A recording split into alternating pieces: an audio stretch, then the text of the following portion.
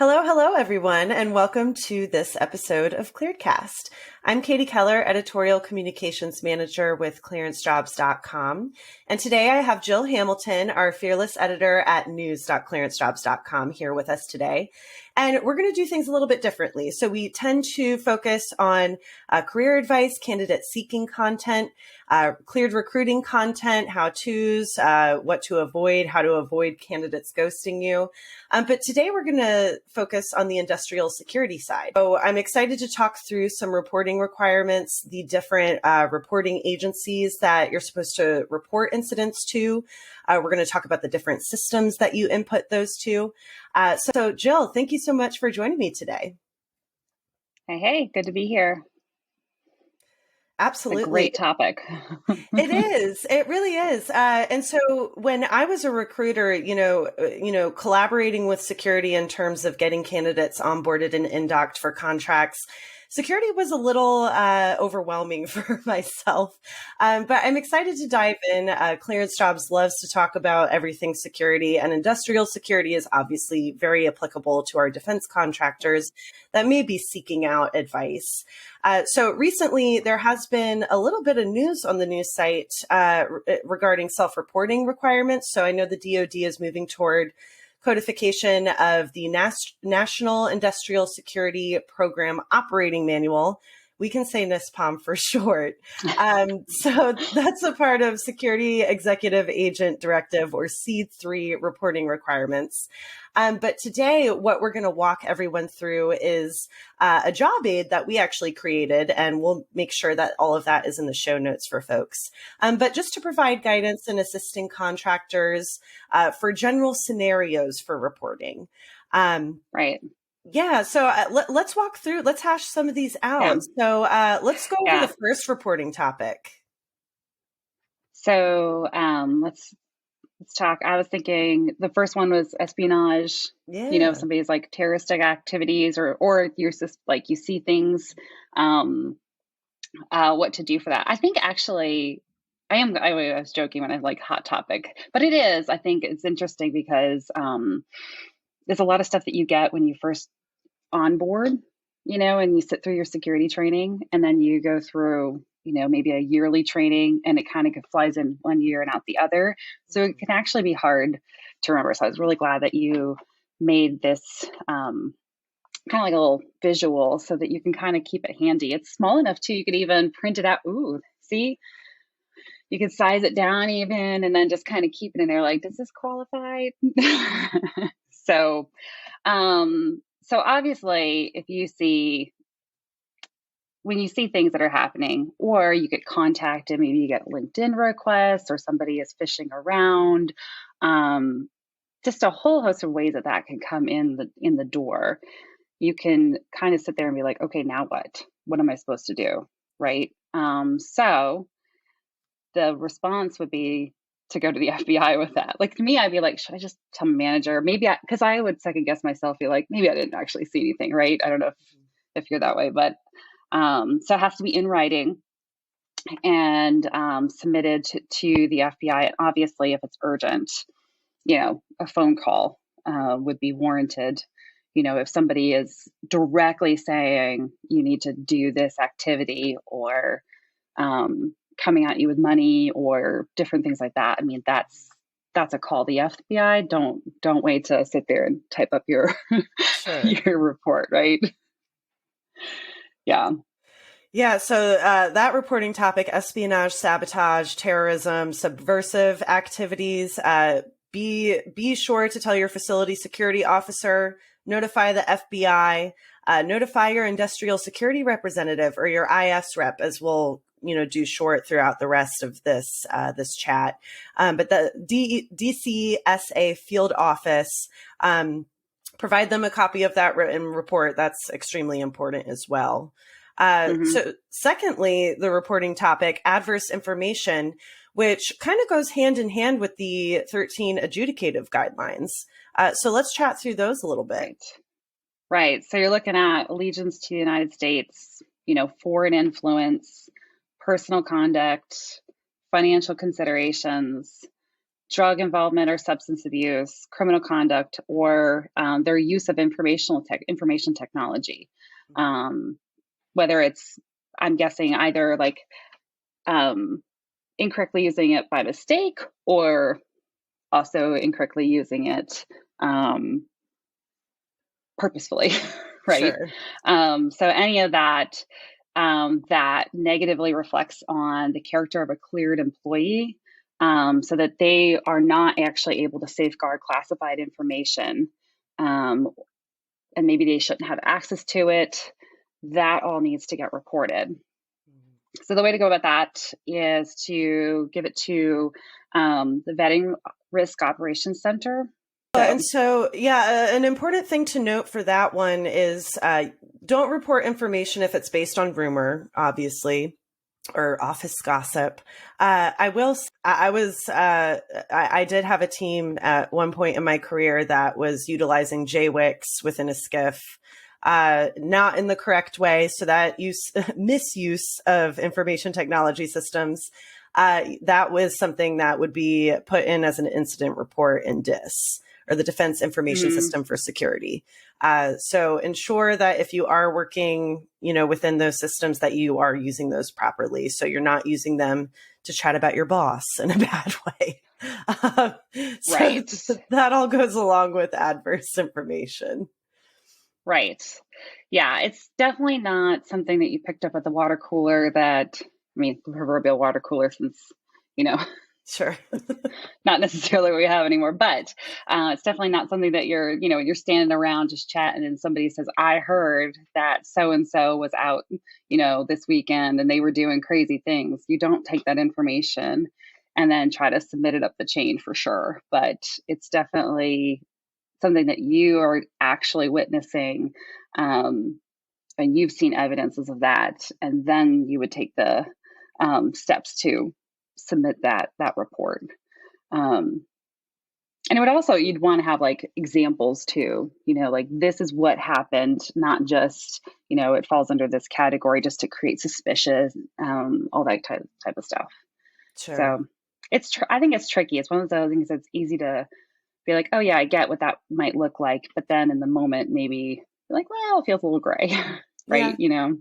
Hindsight is 2020, and that goes along with insider threat training and just making sure that these things are at the forefront of your mind. And if you do see something, say something, but also don't have any knee-jerk reactions or act on emotion.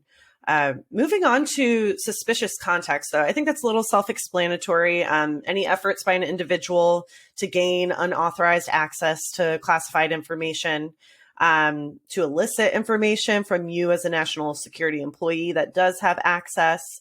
So you report that one in writing. That's going to be to the your counterintelligence special agent and your dcsa IS rep, excuse me. So report that to your facility security officer, and facility security officers, that is the report recipient for you folks. So moving on to change in status, Jill. Walk us through that. Okay, so changes in status, change in name, you get fired, or if you're reporting that a employee has died, or even a change in citizenship, those things can also be entered into DIS, and kind of through all the same channels. But those are the things I'm sure that happen all the time. That you're not necessarily faced with as an employee, but more that you'd be seeing that like management would be like they have to put in those different requests with their security office to submit into the system. But a lot of those are more, run of the mill changes, but it's also important to make sure that you're not missing them, like especially like a name change if somebody gets married, or that might seem like you remember to change it on your driver's license, but you forgot you actually have to submit that. Sure. At work as well, not just for your email change if you wanted that. That's true. Well, So, and as we make this move from JPass and try to streamline and get to DIS or through that rollout, hmm it's important for security officers to understand these different scenarios and reporting topics because, this, along with citizenship by naturalization, that would all be put into DIS, including someone, an employee that doesn't want to have access to information or doesn't want to perform work in that classified environment anymore. That would all be DIS. But again, those first hmm topics that we discussed, you're not going to just put an incident report in DIS. You're going to, write to the FBI. You're going to write to your counterintelligence special agent, your DCSA rep. So including, someone who doesn't want to have access to classified information or work on that program anymore. Someone who's going to hmm refuse to sign a non-disclosure agreement. That would be put into DIS as well, but as a customer service request. So that's an right. important sort of tweak there. Yeah. Yeah. Yeah, I think even when you like just circling back on some of them, it's been interesting to look at like with the suspicious context. Even John Davis has written a bit about that on our site with just different scenarios where you might find yourself like you went out after work and somebody asks you a question that they seem like they know just a little bit more information, and you might be more relaxed, or if you're travel for work and you happen to be suddenly somebody just seems to know who you are or have an awareness about you and asking weird questions. Those types of things can lead to different contexts reaching out to you. So I think it's helpful to see those different scenarios. I was even thinking with the espionage back in August, Christopher Burgess wrote on how in this large organization, this person was contacted by a Russian who was just actually pled guilty, and because he wanted to have malware, um, he wanted him to do it within the company. This employee, and thankfully they actually contacted the FBI, called them, didn't Sure. put it, in writing. So everything went as planned, and they were able to um, catch the person trying to do this. So I think Sure. it's helpful to know the right process for all these different things. Absolutely. And if I remember correctly, that was even, Elon Musk, he owns other companies, but that was Tesla, which, Yeah. those side, that's a very important point for the private sector as well. Insider threats, especially tech in Silicon Valley, those companies are still vulnerable to foreign actors or nefarious actors. So that's a hmm very good reminder that everyone is not immune to insider threats. Absolutely. That's right. So, a few other of the reporting requirements that I found important. Again, we will put this infographic in the show notes. Changing in conditions for example, a facility security clearance. So, changing conditions that is going to affect a contractor's eligibility for access to classified information. For example, so your facility security clearance, if you actually have a SCIF built out at your contractor, I know some of the larger contractors do. That's hmm an important piece. So, but that facility security clearance sort of system of record is going to be the National Industrial Security System, which is NIS. So our candidate or recruiter mm audience may not know about that system, but facility security officers certainly do. So again, Right. you're going to put in a note into NIS, and that'll therefore go to your DCSA rep. Yeah. Yeah. Yeah. Of course, obviously, too, emergency situations that might make you suddenly unable to safeguard classified information. I'm thinking some areas that might get hit more by, even hurricanes or tornadoes or things Sure. that might impact the facility. Those also go in writing, same place for NIS into your IS rep. So, um, Well, yeah. that, Or yeah, even that if there's vulnerabilities. Go ahead. No, yeah, I was going to say, I mean, noting natural disasters. I mean, Hmm.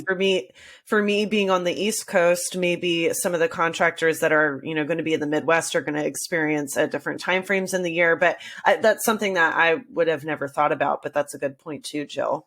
Right. Right. Yeah. Especially down like the, yeah, if you're in like a hurricane zone, I could imagine, depending on how close you are to the water, um, that all those things can easily get impacted. Sure. Um, so yeah. And then different vulnerabilities identified in security equipment. So if there's been intrusions that have been detected, your access control systems, um, anything in your communication security equipment that went down, those have to be submitted as well. Um, I think sometimes you can think, just as the normal employees, like, what does the facility security officers do? But it's important to know that they not only have to, like, they have a lot of different reports to have to follow up on, but just keeping their knowledge up to date on any changing requirements, or just to make sure you remember all these things, because it is a lot to track, to make sure that you are in compliance with everything. So, Absolutely. I mean, it goes way beyond just personal security. They're working on communication security, ComSec, physical security most of the time, information security. I know, I think every FSO that I've worked with in the past has also been an ISSO. So, mhm, facility security officers or industrial security folks, you definitely have a huge cog in sort of the national security machine. mhm, Um, so one thing that I found, unauthorized receipt of classified material. mhm. I think any greener candidates that are coming into the national security workforce, that's maybe something that they wouldn't think about. Could you walk us through what to report there for security officers, or what the greener candidates maybe should look out for? Yeah, so anything that you're not authorized to have, whether it's either like a higher security clearance level than you have, like let's say, for instance, you got a top secret document handed to you and you only have secret. So the report should identify who the sender was for that, um, the originator, like who originally had it, put that together, how much you saw, or like what's all in the report is like the whole entire document, subject or title, the dates, classification level, and then submit that in writing to your information security rep, so that they have documentation that you accidentally got this, it wasn't intentional, it's above your security level, and that goes in writing, because I think it can be, not that it's easy to do, but at the same time, like if people are careless or not paying attention or don't realize, um, or if it's moved from where it belongs in the skiff to outside that, then that's also another issue that would probably come up within that report as well. Mm-hmm. So, Yeah, and so and you, one thing out of this job aid that we created for folks that I found really interesting, and maybe it's just because I don't work in security, Jill. So maybe I'm letting everybody know how ignorant I am right now. But employee information that has been compromised, that's another thing to report. mhm. But that's report upon request of Cognizant Security Agency, or CSA. I'm not familiar with that, but that's another one that I found surprising out of the NISPOM Seed 3 reporting requirements that I just wasn't aware of in the past. Yeah, me neither, actually. And I've held a couple of jobs myself, and you get the briefings and things, but like I said, like things just sometimes just don't stick, or terms change from when you Sure. had the briefing before you would click through the trading. So, Well, maybe that means that we yeah, haven't done anything wrong security wise, Jill. What do you think about that? I bet that's it. I think that's it. Our interests are in the right place. Right, exactly. So, We do there's two more reporting topics. Could you walk us through those, and then we'll tell everybody where to get this beautiful infographic that we created? let's see. I'm gonna try to scroll around to find my place. This is the when you have multiple screens open at the same time, right? The thing I say Blame, not to do. blame it on COVID. I know. It's the multitasking. So there's the disposition of classified materials, would be along those same lines of getting rid of if they're the whereabouts of disposition of material terminated from accountability. It's discovered, brought back into accountability. If that happens, that also goes in writing. Then there's also like any foreign classified contracts, like any pre-contract negotiation, or the award's not placed through that CSA, the Cognizant Security Agency. That gets reported as well in writing to the information security rep. Sure. And Well, let's say, and that one's really interesting. And a lot of times, really business development folks or folks that are involved in sort of the pre-proposal process, ensuring that if you are having those conversations, it is something to report. I know that I've worked at companies who have gone through those conversations with other, foreign allies, but still something that you do need to report to DCSA or to your facility security officer, and they would need to report it to DCSA. Yeah. Wonderful. Yeah, true. Yeah. So anything, security. You got anything else? Yeah, no, I think that's it. But that's it. That's all. Reporting. Reporting is very important from facility security from the facility security officer side. It's also very important for self-reporting. As folks are as continuous evaluation is rolling out in tandem with sort of the periodic reinvestigations right now. Self-reporting requirements on the personnel security side, those are very important as well. So everybody needs to ensure that they are up to date on all of those trainings. So beautiful infographic we created for facility security officers. It's a job aid. It's an aid. So for an entire list of reportable activities and reporting requirements, you're going to need to go to the NISPOM Seed 3. We can't fit them all on one infographic, unfortunately. So Jill, I really appreciate you joining me today. For everyone who's listening or watching, be sure to follow us, subscribe. We also have great security news updates that we release on our YouTube channel every week. Very important, very hot news topics that you may not be aware of, or that you are aware of, but you don't think you need to report. So be sure to tune in, be sure to subscribe, and you can find this infographic at news.clearancejobs.com.